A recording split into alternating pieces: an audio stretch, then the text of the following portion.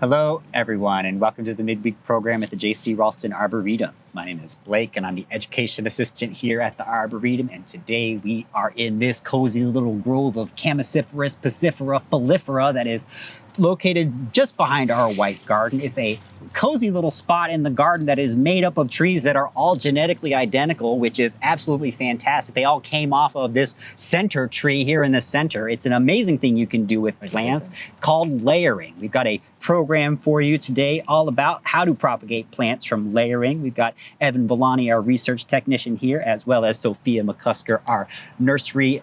I'm just going to call you our nursery manager because it's easier to remember than your full official title. Oh, what? And yeah, for nursery, sure. Our coordinator, distribution and nursery coordinator. Like I said, nursery manager is much easier to remember than her official title.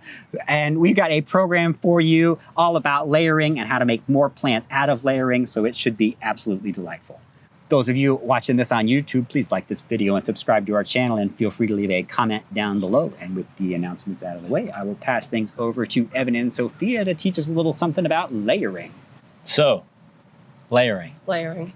What is it? Who started it? Who started it? Probably plants. Yeah, it's plants. Yeah, I think we can give the 30-second version, and then we'll jump into the whole video. But this is a branch, and then this part of the branch dipped below the ground, and from here it rooted. Or it likely got probably covered in like leaves, and so maybe not even underground, but rooted into that lush leaf litter. Yeah, that nice compost that we use. Yeah, and so that's how it'll spread. But then also, if you as a gardener want to come in and dig it out, you got a new plant. You got a new plant. And that's why I chose this specific spot for this particular midweek, because if you look around us, Alexander, would you be so kind as to show them that tree right there by Sophia there? You see how it's coming out of the ground at an angle like that? That tree at one point was a branch of the tree that is between Evan and I right now. And back in, it was the 70s or the 80s, J.C. Raulston and his class came out to this garden and they learned how to do ground layering in this fashion by burying the branches from this tree underground. And this whole grove, if you're familiar with this circle behind our white garden, that's how this was created. It's just this cozy, beautiful little room that was made. Just, you have a wonderful tree, how can we make more? And it's a really neat thing. That's amazing. That's a whole garden room. I didn't know that story either. Oh, no kidding. I learned that from the good Dr. Brian Jackson in our ornamental plant ID class at NC State. I didn't get that. I didn't get that lesson. Yeah. Dang it. Cool. So I think we'll start with, why do plants do it? And to multiply. It's a survival strategy. It's a similar concept to why they root from cuttings. Like they tap in and they've got moisture and darkness, and then they make roots. Yes. And then you have more plants. It's as simple as that. And why would I, a gardener, layer a plant, besides the idea of this enormous room that I'm in? Because you want more. Because I want more. Because you want more, or you want it in a different spot, or you find one under your hydrangea and you're like, hey, can I dig this up and make it into a plant at my house? And now it's 3 feet tall and it's beautiful. And is it better in any way than just doing cuttings, or? It's different. There you go. For many reasons. Yeah. But a lot of times you can get a larger propagule. Yeah. So with a cutting, you're going to end up with, little bitty bob. Little bitty plant. It still skips the juvenility phase that you would get from seeds. It's still a clone, but you get a slightly larger plant. Yeah. In the world of bonsai, people do a lot of air layering, which is something that we'll cover on this program. But like Sophia was saying, an advantage is it gives you a larger propagule. So you maybe find a branch on a tree that's like further along than it would be if you just stuck a cutting. You can make roots happen, and you can get bigger, more mature looking things quicker. It could also be used on more difficult to root things. I don't have a great example of that, but maybe something that there are some things we can't root by cuttings that if I remember to check their moisture, maybe one day I'll get a layer off of them. Yeah. And two of the other pros we didn't cover are, one, it's still getting financial support from mom and dad, which is it still gets water and nutrients from the parent plants. And two, it doesn't take, you don't have to have a greenhouse to do it. Yeah. So It's super approachable. Pretty much anybody can do it. You can do it on the ground level, at the ground level. If you've got it at the ground level, you can do something called tip layering, which is commonly done on rubus. And that's where you take fresh flexy new stem and pin it or put a ball around it, similar to what we did. Where is it? To the ground? It's to the ground. It's to the ground. It's to the ground. Pin it to the ground. Love these things, sod staples. So, boom, we can do this in a. We have the technology to do this in a pot. Bam. Boom. Just imagine that was a little deeper, so it's actually. Imagine that was the ground. Contacting the soil, and then I take a little more. This is media in this case, but imagine it's soil, and just cover it up. Make sure, because the key is this isn't a particularly fast process, so it still needs to be immobilized and it stays nice and moist here. So like on a hydrangea, you'll see those like lay down and then they're shaded by the bigger foliage and the other branches around it. And then you get that perfect little environment of darkness. For sure. And while we're at this, Jennifer raised an interesting point. She says propagule. That sounds like a good vocab word for the day. So. Oh, propagule? Yeah, for sure. I didn't look up my definitions. Propagule is just the product of a propagation. So yeah, it could be a cutting, a rooted cutting, a layer. It's, I guess, without looking it up, I would say it is the product of a propagation. Yeah, absolutely. Successful propagation. Could it be seed? I feel like it could would be seed. Yeah, for sure. Yeah, a seed, propagule. Yeah, cutting, propagule. Definitely.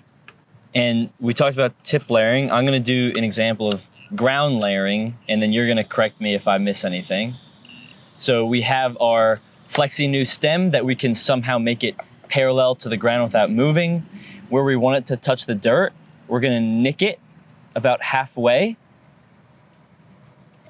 Not all the way, because we still want that financial support, but we do want to create a wound and then turn that wound down towards the ground. Again, pin it towards the ground and cover it up. It doesn't have to be a sod staple. You can use a rock or anything, and then it's just enough to immobilize it and again keep this area moist. I really need heavier soil. So with wounding, any kind of damage is considered a wound. But where Evan did the cut through, and the only thing I would add to that is sometimes you can do just peel back and strip the Bark? The outer layer. Okay. That's what I do for cuttings. But that gives you a little bit more of an area. Yeah, how deep down are you going in with that? The perfect amount. The perfect amount, for sure. I am going down through the cambium, but not into the, disturbing the cambium, but not into like the wood part. Okay, so you're basically just scraping off that green layer and just getting down through there. Yeah. There are different strategies. I know that sometimes you can do it all the way around. Okay. The reason for doing it all the way around would be to cut off some of that financial support. Yeah. Because plants they want to survive. So giving them some stress, giving that branch some stress can actually induce those roots. And do you need to apply rooting hormone to that wound? It depends. You can use hormone for this. It depends on what you're doing. If it's a harder to root thing, it doesn't hurt to use hormone. I didn't bring any hormone up, but so you're saying it helps. It's not necessarily, but it depends on the species. Yeah. Sure. But when we do it when I've seen it in the garden, we just do it into the ground. For sure. Yeah. If you check out Evan's video about plant hormones, we talk about how the hormone that is made for rooting is actually made in the tips of the shoot. So if you've still got that tip of the shoot attached to it, then it's sending down that rooting hormone to the part that you've stuck under the ground and wounded, so it can start rooting from there. So you don't need to apply your own rooting hormone necessarily. Yeah. It could help, but the plant's making its own naturally as it is, which is why it works. And then a couple natural examples from the garden is we have an Itea here, and you can see all these points along the branch where it has rooted in. And there are several points at which you could cut this and make a new plant. And then I also have, please. Oh, I just really love the shoots on this. See that new little shoot?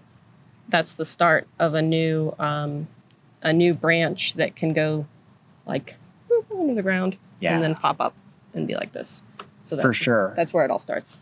That's where it all starts. And IT is pretty notorious for colonizing areas. And so that might be one of the things, if you're curious about what kinds of species this really works well for, something like that throws up a lot of root suckers, that like flops over a lot generally. Those tend to do well with layering and that kind of stuff. So yeah, it's just something to look for in plants. Yeah, I'll get on a soapbox. Itea is a native shrub. Yeah. And we tend to want, it's a suckering shrub, and people tend to want to like ball it and make it look like it was in the nursery. But you can just let it spread. Just let it go. Let it look a little wild. And then it's an awesome plant.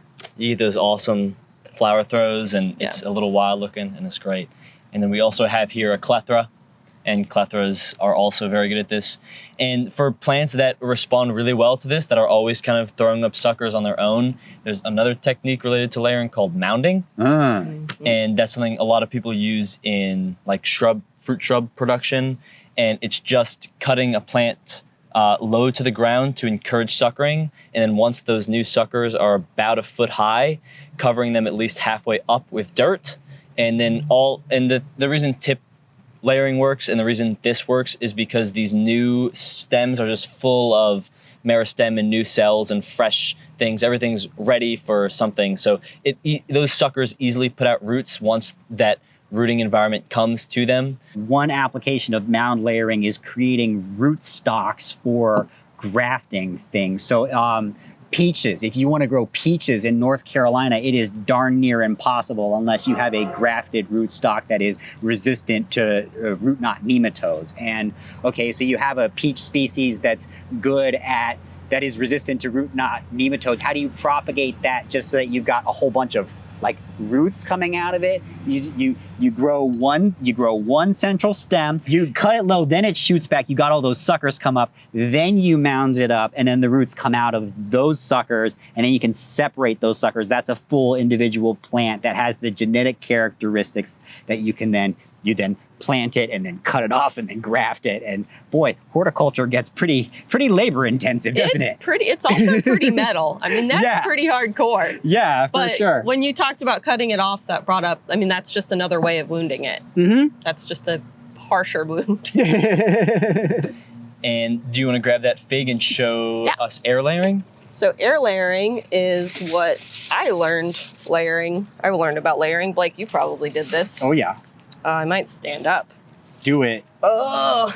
So I chose figs because figs are super easy, like almost notoriously easy to root. So you can see this one's even covered in fruit that will just, we don't need those. You don't, no. They're not ready yet. And if you were truly propagating it, those fruits would be energy sinks that would take energy away from creating roots. So it would absolutely help to remove those. Yep. So we're going to remove the fruit. And I maybe should have worn gloves because the figs are sappy. And remove, so you've got some space to work. And just chuck, it doesn't matter where you are, just throw it away. In your living room, just chuck it. That's right. I have here, so I brought up this is sphagnum moss.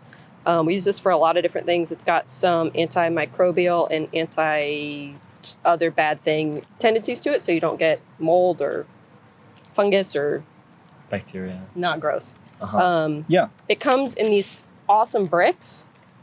So this is enough for you to layer your whole yard. Honestly. Yeah. No kidding. It's like those sponges that turn into dinosaurs, only, I mean, they're not dinosaurs, but Well, I mean, sphagnums, it's an ancient plant, so it might as well be dinosaurs. Greg put this into a 5-gallon bucket, and it expanded the bucket. Nice. So what I've done here is just, this is compressed, and this is rehydrated. So I put some water in it. You can see it's soaked up all the water. It's still a little damp. So figs, again, notorious. We could wound them. You don't have to. It's not attached to the parent, so. But I would nick, if I were doing this for real to propagate, I would nick at a node. Yep. Because they got them hormones. For sure. And if there's a bud in there. So if you damage that, it's going to make the bud go, oh no, I got to do something. Yes. You get your good old-fashioned Food Lion plastic wrap. The plastic wrap is going to keep it moist.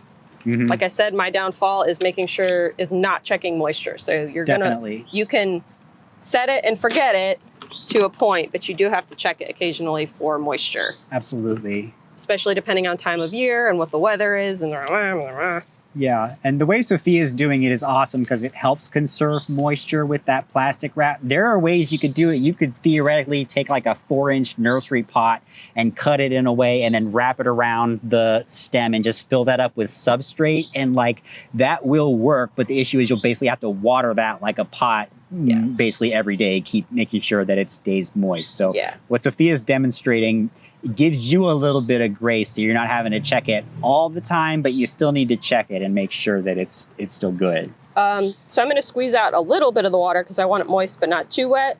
And y'all are going to ask me how that feels, and I'm just going to say how just the right amount of moisture. You know exactly. How I'm feeling. Yeah. You don't want it dripping.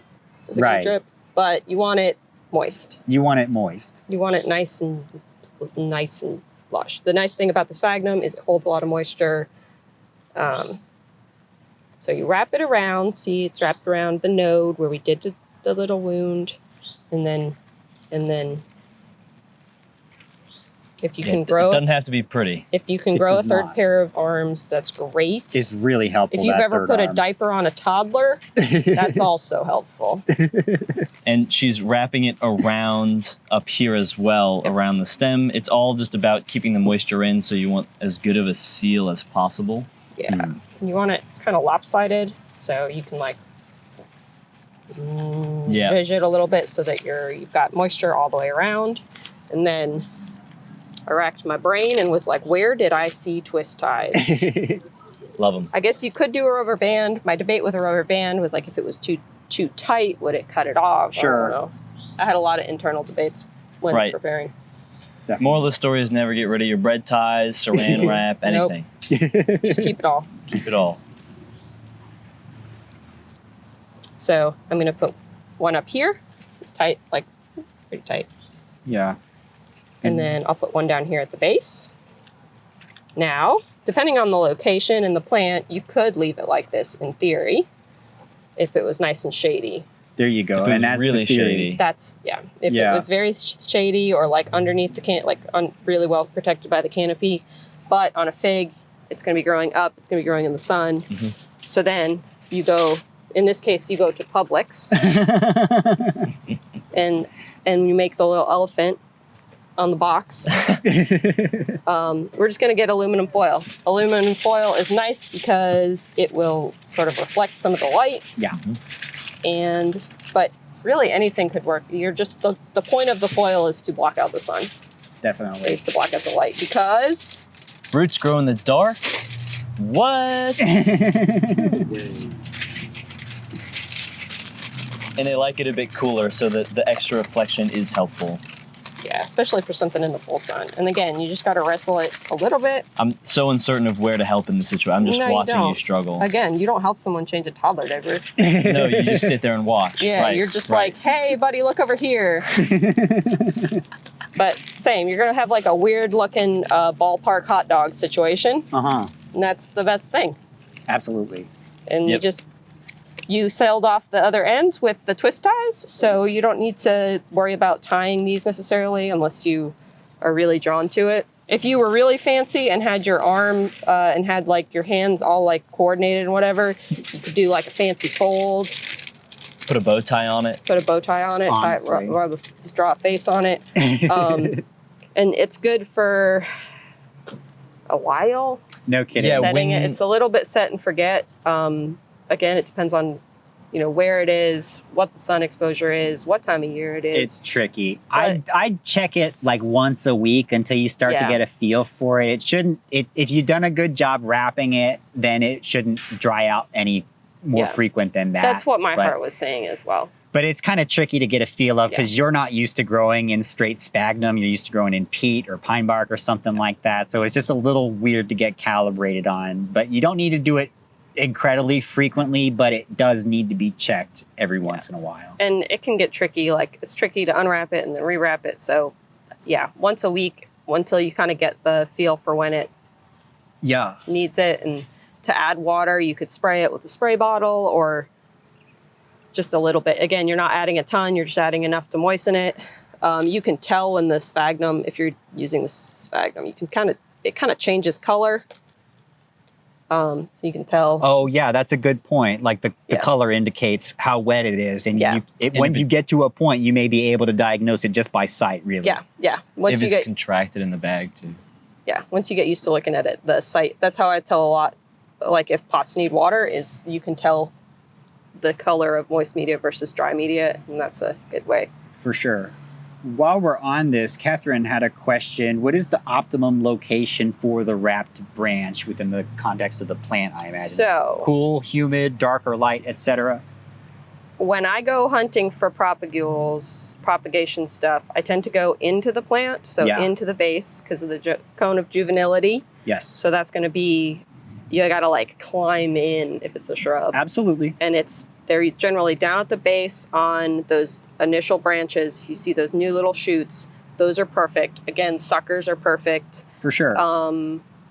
Anything down coming out of the base because that's where the juvenile growth is coming from, and you'll have more of those cells that are ready to become for sure roots. Any new growth that's coming out of the trunk is really ideally situated.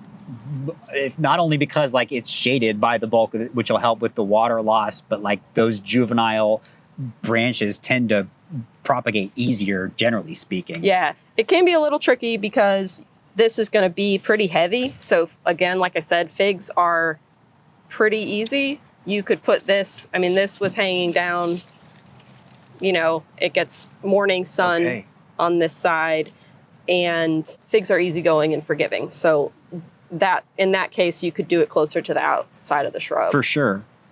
But if it was something trickier, I would go farther in. And actually, I'm really grateful that we did cover that because that was a very good discussion for sure. But apparently, Catherine meant where do we store the actual branch, which is an interesting point because you don't actually remove this from the tree in the first place. You do all of this on a living tree that it's still got roots in the ground. It is growing and thriving. Correct. You get the roots started on the branch, and once the roots are started, then you can sever it and you've got a brand new plant. But the plant that you propagated from, that's still there. That's still a living, breathing plant. I am the fig tree. We are still connected. Yeah, this is just for demonstration only. Yes. Yeah, for sure. This is a demo, not in full sun. For sure. Yeah, too hot for that. But you can absolutely do this on plants in the ground, but you can also do it on plants in containers. Like I was saying, bonsai people like to do that a lot. You can totally have like a 3-gallon Japanese maple that you've got an air layer going on it as well. And in that situation, where would you, again, you want to make sure that the plant can stay alive, but you also want to make sure you're balancing water loss from the root. So like if it was a Japanese maple, I would put it exactly where I'm sitting right now and just kind of dappled shades so that it's still getting some light, but not too much light. Still, it's nice and shady, not too much heat. And maples are a good example of something that like I would look for some suckers or something like they're pretty notorious for not rooting. Absolutely. So if you're trying to root them, especially getting that juvenile growth. Yes. Whereas figs, they don't care. They'll do whatever. Yeah. And you can practice on the easier stuff just to get going, and don't expect success on your first, second, or third try. Unless you do a fig. Unless you do a fig. It's nice to see that improvement as you get better and just to get that practice down. And we have a list of some things here that are good at ground layering just to get started, and then you can work your way on to some more fun things that you have in your yard and you want to root and make more of, but they're tricky. So rhododendrons, magnolias, forsythia, camellias, spirea, dogwood, mostly the ones that grow up from the ground a lot.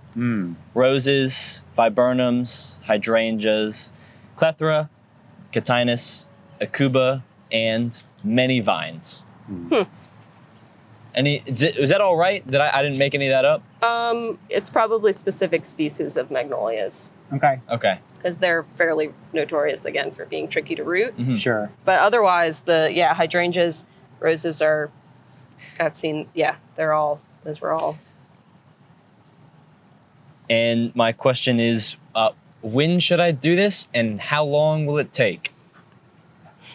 Exact answers only, please. Approximately. That's not possible. You can't make me answer that. Approximately, it depends. Approximately, it depends. It depends on the species. It depends on the plant. It depends on the location. It depends on the season. It depends. For the fig, I would say fig's going to be pretty quick. Yeah. And by pretty quick, I mean like 3 months, 4 months. Absolutely. Sure. You're going to keep checking it because you're checking it for moisture. And a rule of thumb that I would kind of go by is if you see roots coming, once you start to see a decent amount of roots coming through that plastic, like you can see them, that's probably a good time. Yeah. That was the rule of thumb that I learned is like once you see a good amount of roots on the outside of the plastic wrap, that's when there's enough to pull it off. That's the rule of thumb I use for cuttings too, is if I can pull them out, or like if I can lift them out of their cells and see roots around, that's when they're ready to pot up. As far as seasonal timing, winter to like late spring, again, depending on species, you can think about like stuff is starting to wake up. Yeah. Like when stuff is starting to like wake up again, that's a good time to like swoop in and be like, ha ha. I'm gonna make more of you. Yeah. And then early spring is also just a time when everything's opening up and everything is growing and starting to push growth, and then it just works. But it will depend on the type of plant too. So like this Chamaecyparis spicifera we're in, what with it being an evergreen conifer, you could conceivably start the ground layering process in like January, honestly. Yeah. Not really expecting it to root anytime soon because with it being colder, it's going to take it longer to root.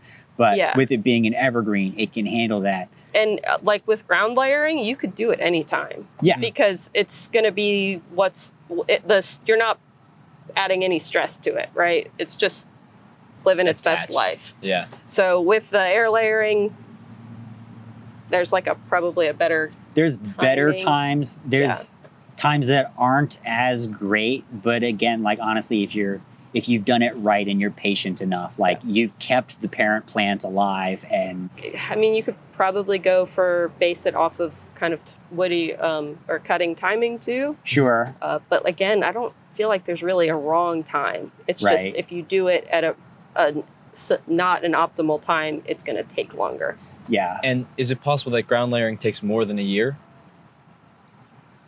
It's possible. Sure. It would suggest that like the rooting conditions aren't optimal, so I don't know why they would all of a sudden become optimal over time, but like, it could happen. Also depends on the length of your propagule too, because you want to make sure you've got kind of a good balance between a root system and foliage. So pick up, let me see some here. Which one of my mess do you want? Like this one. Perfect. Like this is like, I like that amount of roots. Right? Yeah. Like if I were to buy this, imagine this was a plant in a container. He's got a nice amount of roots. He would fill out a pot. If you potted him up, he would send out new roots and be super excited, and that's great. This, probably not quite ready. It's just not quite enough. Sure. You want it to be a little lusher. And if you're ripping things out of the ground, be gentle. Yeah. Or don't. I think it depends on the plant. Yeah. I brought this up. I've tried this one time, but you can get these nifty layering balls, and they like snap together like a puzzle piece.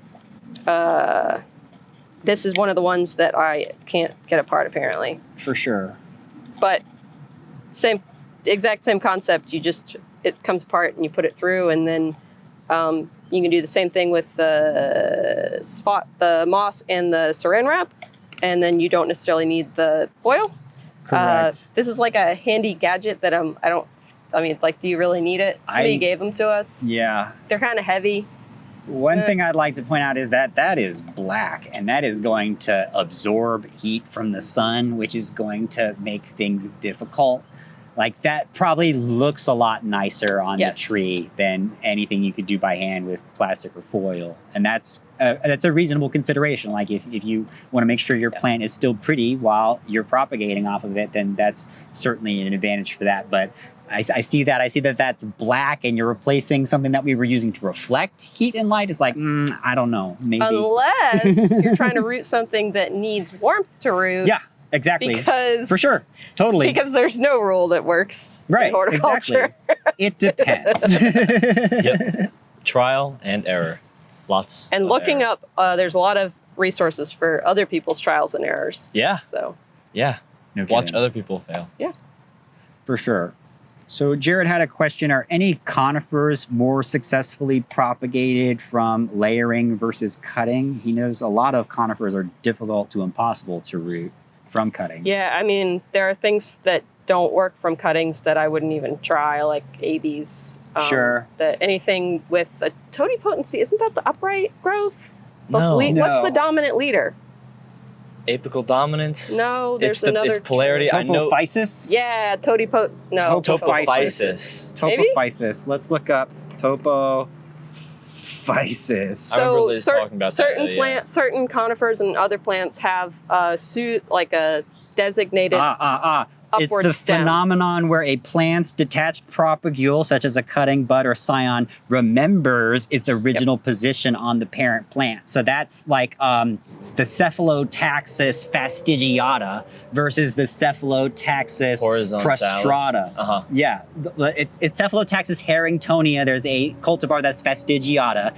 Those are made by, you take the apical shoots, the ones that are going straight up. You propagate that because it's straight up. It's going to have a fastigiate shape or habit for the rest of its life. The ones that are Cephalotaxis harringtonia prostrata are lateral branches that were cut from lateral branches. You cut that, you stick it. It's always going to just try to go laterally, which is a weird thing. But that's also, weird. Yes, something to consider while you're layering.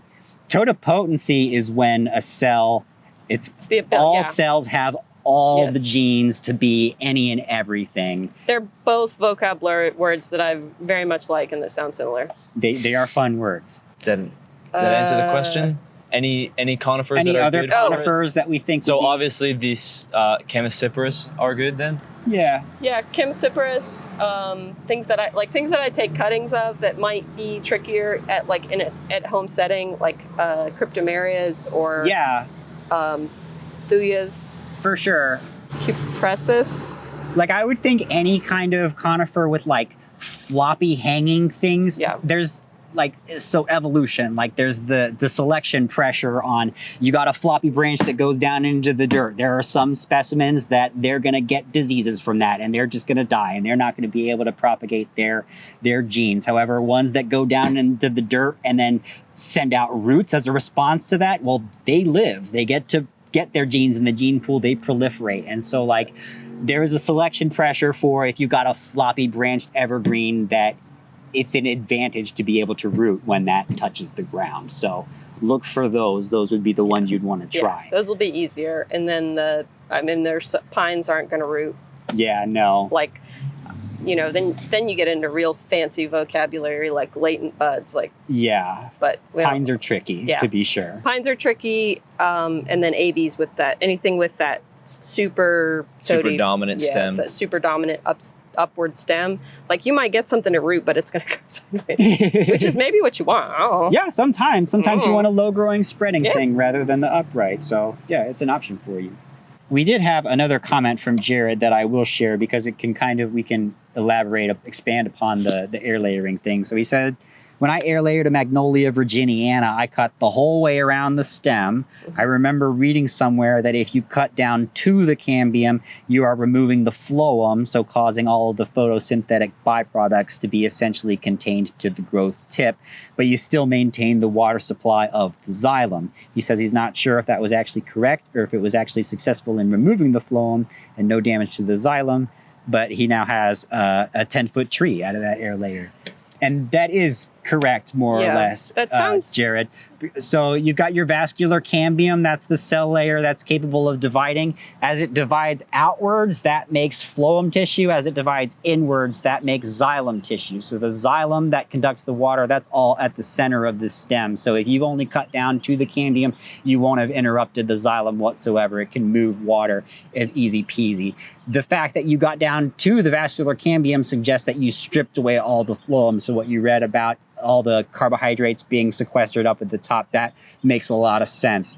I've read that when you air layer, you don't want to just cut down to the vascular cambium. You want to cut down and through the vascular cambium, leaving a little ring at the top. But if you leave the vascular cambium on the section that you cut away, that can just callus over, and rather than sending out roots, it'll just be like, no, but I want to be a stem. And it'll be like, I don't care what you think. Whereas if you strip away that vascular cambium, there's still like a ring around the top where it's still there, and it just kind of shoots roots out of that rather than trying to cover itself That up. makes sense. Can we do an example of that? I was not able to follow. Well, we can do it maybe on this big thick stem. Normally we're going to be further out. The newer growth has more of those cells that'll differentiate. For sure. I was not able to You're fine. follow that. Some people are visual learners. So Most people. I think it's 90% I think you of had people. said like this. And then I had said, I'm used to doing a lot of cuttings. So that's why I said the going around partially. Yes. But it's still scraping. Yes. So the green is the cambium. Yes. And the white is the Xylem? xylem. Mm-hmm. So going all the way around. Yeah. So go all the way around. Yep. For an air layer, for sure. That's what I've been taught. Because again, Yeah. like if you don't go all the way around, there's still, it could just choose to callus over rather than try to send roots out. And this is definitely like a learning your tool. I would not Yes. do this on the branch that you picked. I would see if you can prune or get another branch to practice on of For a sure. similar species, because And a better tool for this than a pruner would be a grafting knife. Yeah. It'd be a lot easier to get your hands. It'd be a lot safer than what Sophia is doing. So do as we say, not as we do. I mean, there's nothing in front of my hands. Oh, well, you're fine. Yeah, blades have never slipped. Nothing's ever gone wrong. Well, what's it going to slip to? Evan. Oh, geez, wow. I mean, yeah, but correct. He is. Blake is correct. This is not exactly the tool we should have used. And there As you I go. continue to do dangerous things with the pruners, it's fine. Yeah. We're still alive. Yeah. Yeah. But yeah, interrupt. That's what the green there is, the cambium, and Yes. then going all the way around like a little. Imagine you're a beaver, but only a little bit. Yeah. Small beaver. For sure. Okay, so we did have a couple more questions come in. So real quick, John wanted to know, can you layer a camellia? Yes. Yeah. As a matter of fact, we had a class, air layering camellias, back in May, where we did just that very thing. Yep. So yeah, camellias are absolutely a good Timing for camellias, I would definitely go for a little bit later in the spring rather than early in the spring. Camellias have a tendency to just kind of like hang out until it's the right time of the year. So if you do it too soon, there's no reason to. You might as well just wait until it's a good time.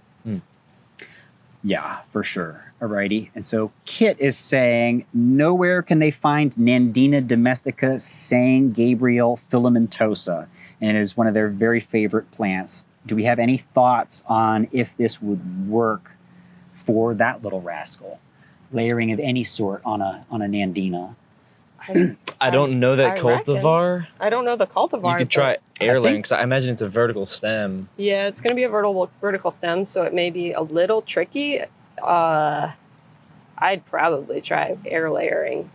I think that makes the most sense because of what you just said, like the vertical stem, like I was saying earlier about selection pressure. It's more often that they're vertical than that they fall down. Yeah. So in Nandinas are one of those things where, you know, in our prop classes, we ask not to take cuttings of because they don't have that many cuttings. Right. But they do root from cuttings. So it would be a viable way to do it to get another one. Okay, let's see. Ranjani says some rose plants cannot do well on their own roots. So these type of plants should not be propagated by layering. Is that correct? If it's a grafted rose. Sure. Yeah, that's to know, like, it's important to know what if it's grafted or if it's on its own roots. Some roses are on their own roots, and that would be fine. Yeah, definitely. And it's good to know, like, why they're grafted. Like, is it just from a disease pressure standpoint, or is it more like a drought tolerance standpoint? There are a lot of different reasons why you might graft something. The rootstock itself could have a lot of virtues that you don't want to lose in propagation, but like the Rosa rugosa, I'm pretty sure is one that has a really hardy root system. So that one, don't even worry about. It can have its own roots. that naturally tends to kind of ramble. Yeah. Yes. Isn't it called the rambling rose? Yeah, for sure. Right. But if you're going for like your fancy English hybrids or whatever, that if you look at, they just get rot, then absolutely wouldn't put those on their own roots whatsoever. Good point. Yeah. And Barb is asking, aren't Nandina invasive in NC? Depends. We have some good cultivars. Exactly. We shouldn't hate Nandina just for existing. I don't know if the threadleaf ones actually fruit. Honestly. Never seen it. Of the like the straight species, the Nandina domestica, those are the ones that tend to be weedy and spread. Yeah. But a lot of the newer cultivars are not. They have been bred not to fruit. Correct. It's actually a hard thing in plant breeding is making a new cultivar of a plant that has been invasive, because you're doing the great thing of saying, I've made it and it's not invasive, and here you go. And everyone's like, it's invasive, don't, And to an extent, like some things do revert. Yeah. But when you really do breed a good plant that has low invasive traits, it's hard to get it back to market. So just something to keep in mind. I feel like there's two sides to that corn, where there's the people that still want it because they're like, but it grows really well, so I want to buy it so I can plant it because I know it's going to live. But then there's the people that are like, no, it's bad. Yeah, for sure.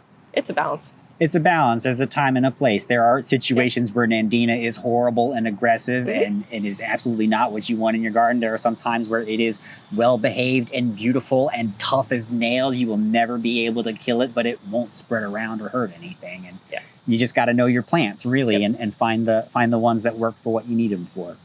Here's an interesting question. Jared wants to know, can layering be done on any herbaceous plants, or is it strictly limited to woodies?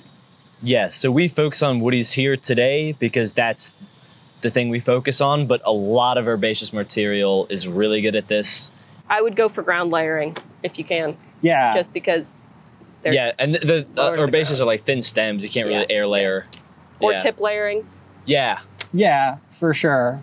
And understand with like herbaceous material, we talked about how you could do it anytime with herbaceous material. You're basically limited to the growing season. You want to start earlier rather than later, like as soon as you have good vegetative growth going so that you have time to develop roots before it goes dormant for the year. But you can absolutely do it. Make sure you know your plant anatomy though, because a hosta is, the visible part is all leaves. So that's a division. But or baptisia, the visible part is all leaf? It's a leaf because you can't take a cutting from it. Well, you can. They're just really hard. Some things, I think straight species you can get some, but they're super hard to overwinter. Okay. But they're easier to divide. So if you want a copy of it, divide it, put it back. Yeah. Get your. But yeah, just know your plant parts. Yeah, for sure. Okie dokie. Well, that appears to be all of the questions that we have for today. So thank you, Sophia. Thank you, Evan, for pulling together all these plant samples, telling us a little about layering, and then showing us how to do it too. That was a lot of fun. There you go. Now you know. Now you know. And thank you, everybody, for joining us on the midweek program today. We will be back next Wednesday at 3 o'clock with the premiere of our Interns Plant Lovers Tour that they just did yesterday. If I can even believe that that was only yesterday. How was that only yesterday? Yeah, right? The entire universe happened between then and now. But here we are now, and we will be here next Wednesday at 3 with that Interns Tour. So we will see you all then. Y'all take care.